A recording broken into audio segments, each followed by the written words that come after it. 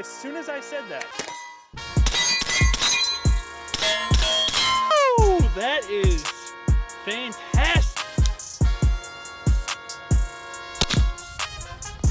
68.8. It's quiet. That's quiet. It's really quiet. Starting to keep it there. Today we're going to be reviewing my favorite 9mm can, the Energetic Armament Sonus 9. We're going to go through all the specs, and then we're going to go ahead and compare this shooting subs with a wipe, one of its unique features, to my Matthews Atlas and see which is quieter. Something to take the edge off. First, we're going to start with build quality. This particular suppressor is made from 17.4 H900 treated stainless steel. That is a mouthful. For those of you with a girlfriend or any type of female companionship and don't have time to nerd out on alloys, which is all my followers, absolute giga chads, that just means it's extremely tough and durable, all right? On it, you have the patented serial ring ID from Energetic Armament, making servicing much easier, or any updates in the future to the baffles easier. With that, I do have to mention, when it comes to Energetic Armament, one thing I've noticed is the level of perfection in the quality of suppressor that I get. The welds never have any weird quirks, the metalwork never has any imperfections. I look at this and I go, oh, my money got me exactly what I expected. So we're gonna move straight into weight. Got the scale out, the same one I use in my food prep. That won't give me cancer in the future.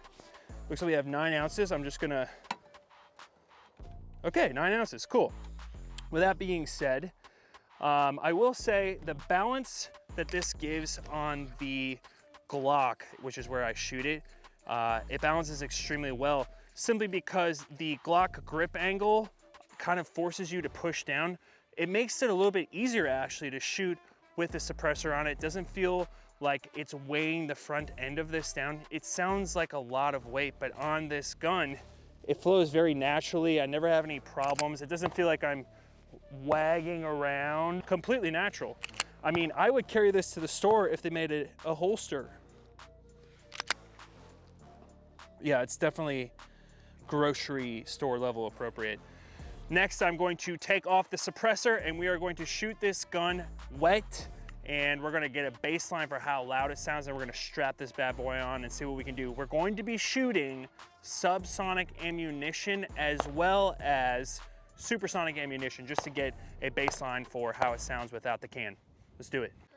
To start off the fun, we are going to be shooting, what is this? 115 grain 9mm Monarch. It's pretty standard stuff you can get at Academy here in Texas. It's obviously supersonic and it's pretty zesty. I've shot it in competitions before, not the best. I never had any cycling problems with it. It's just loud, obnoxious, and it has a pretty decent amount of zest for 9mm. I'm not saying it's crazy. All right, ready? Woo! As soon as I said that.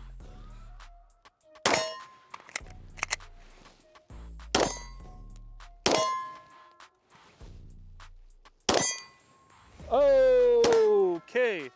Well, as soon as I said that it was gonna have cycling issues, or it wasn't gonna have cycling issues, I had it. But that could have been me limp wristing. With that being said, we're gonna move on to the subsonic ammunition to get a baseline. Next we have Federal American Eagle 147 grain, and I hope this cycle's a little bit better.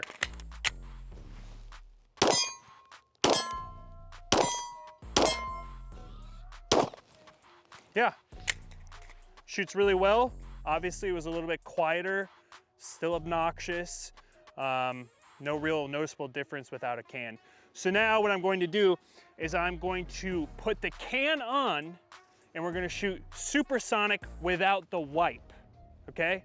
Let's remain scientific. Do I throw in a global warming joke? How are we feeling? How'd that do in the last one? They liked it, unlike global warming. Supersonic, 115 grain, no wipe. Let's see how she does.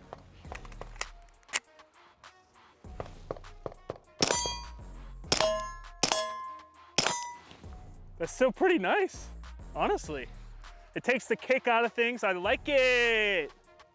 Of course I missed that, embarrassing. So yeah, actually that was pretty damn quiet considering it's 115 screaming demon And we'll move on to the subs, but I have to say performance in the Supersonics was actually really, really awesome and pleasantly surprised with that. So let's move on. Next up, no wipe, 147 grain. Let's see how it sounds. Give us the rest of the files.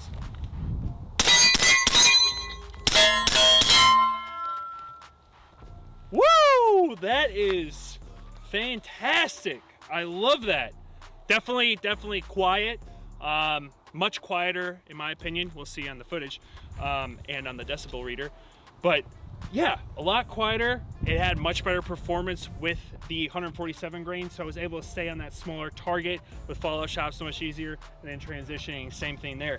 I absolutely love it. I think the subsonic is the way to go. Obviously, when you're shooting suppressed, it's made for that. But again, if you want to cut costs, I enjoyed shooting the last one as well. So this leaves us in a weird position, and I'll tell you why. This particular suppressor uses a wipe. If you're not familiar with what that is, it is a small rubber silicone circle that you can screw in to the end of the suppressor. What does that do? That basically allows the bullet to pass through and reseal quickly after, trapping the gas, therefore making the suppressor less loud or quieter if you know proper English. Here's the problem.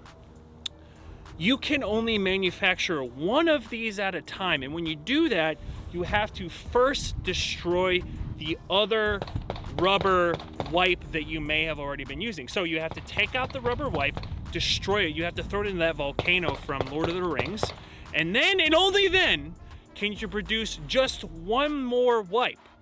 Why? Because the ATF considers this little rubber silicone a suppressor part because it will be put in a suppressor. So here's what we're going to do. We're going to take and we're going to use what we have for this particular silicone circle, and we're going to shoot these subs and test it against my bow.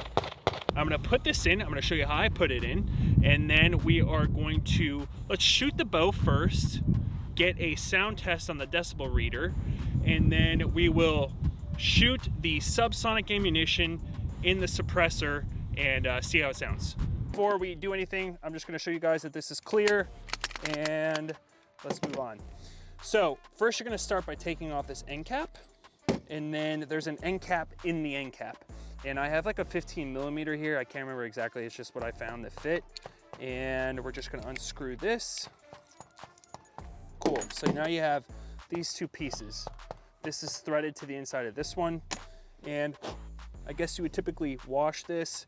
We're just gonna place the wipe in there. And then we're going to screw it back on. Try to get this in the camera the quickest way possible. I need to go the opposite way. Do we all catch that? Do we all catch that? That's insane. I did that live. Good for me. Woo. Come on.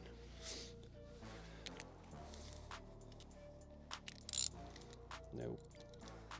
Okay, so now she's in there. That was obnoxious, but now you see what it looks like. Cool. Okay, so we're gonna screw it back on.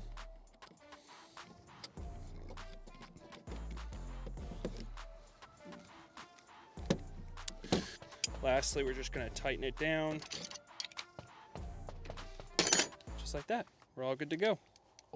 So let's now move on to shooting the bow. We'll set up the decibel reader. And I just want to make a little note about the decibel reader.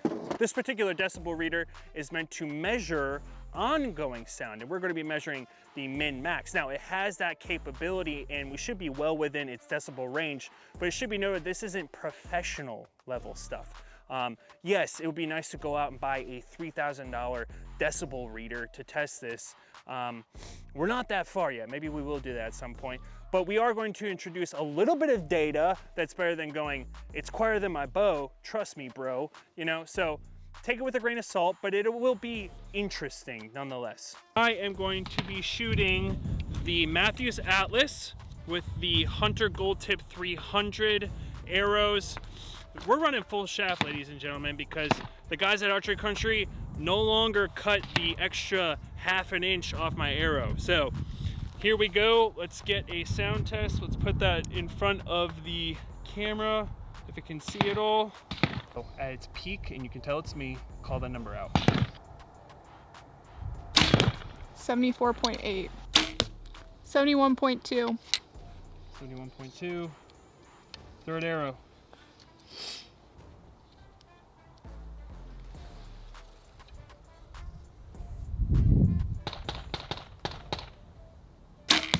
68.8. 68.8. Okay, cool. So a rough median number of around 70 on the decibel meter. So now I'm going to go into shooting the subsonic with a wipe. We're going to get test shot 1, and then we'll see the subsequent next 2 shots, and we'll read what those are. This is going to be first shot on the Sonus 9 with the wipe in and subsonic ammunition.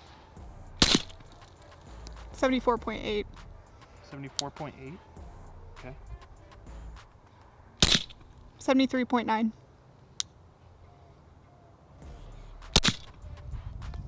68.8.